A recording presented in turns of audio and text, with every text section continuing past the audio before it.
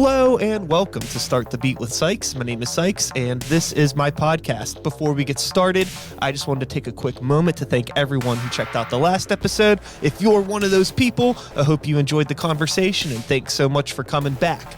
But for everyone out there who's new to the show, welcome. Feel free to make yourselves at home. And as always, there's beer, soda, water, coffee in the fridge. Cheers to everyone out there on the internet today. I know it'll be fun to make. So I'm entering a crossroads now in my life. Okay. So I'm curious if you went through anything like this, being somebody that has continued to do music throughout your life. So, I'm turning, I guess the age doesn't really matter. Let's just say that I've gotten to a point where I'm starting to lose some of the attachment that I have to the music that I've made over the past couple decades of my life because I'm growing up.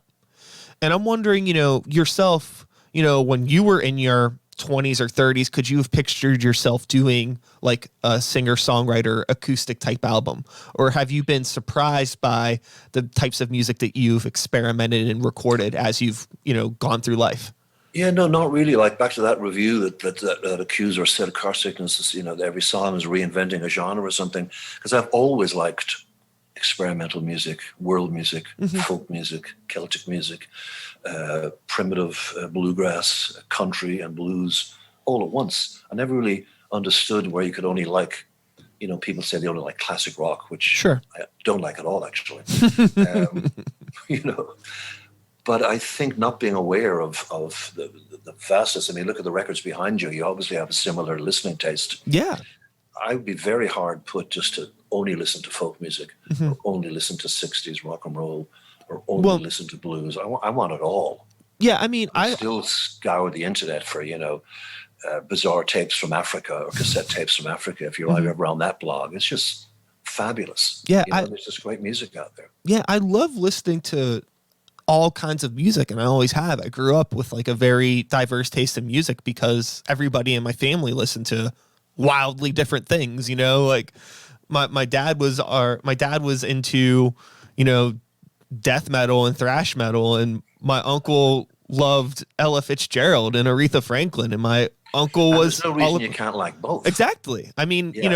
I just loved music so much that whenever I was growing up and hearing all of these things, it was just, I always just liked hearing people perform. And also like the excitement that my grandma had if she was showing me, an Aretha Franklin song, or the excitement that my uncle had showing me a Rolling Stones song, or the excitement, the quiet excitement that my dad had if he was listening to a Cannibal Corpse tape when I was around and just like, don't tell your mom, that kind of stuff. I loved it. So much fun. Absolutely. Just because like there's this energy about it. But, even though I like so many different kinds of music, I have a hard time seeing myself ever like creating some certain styles of music. But I don't want to say that I never will. I'm just curious what maybe I might be doing musically 2 decades from now, because I don't plan on quitting.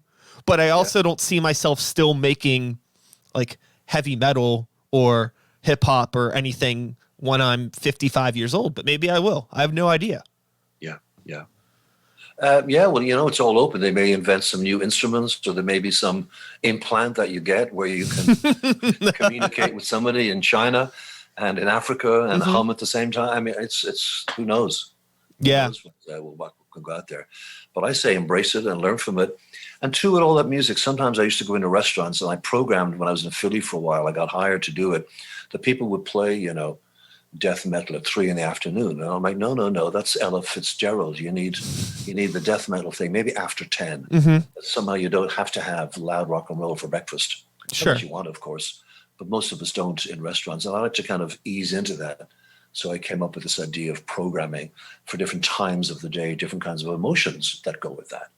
Because that's the other thing about consuming music. It'd be like only reading one kind of book.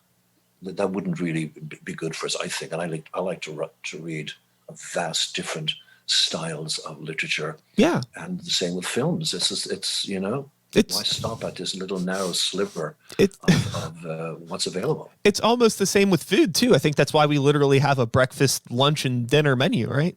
I mean, Yeah, well, increasingly these days. I mean, when I grew up, it was just Irish food on the table.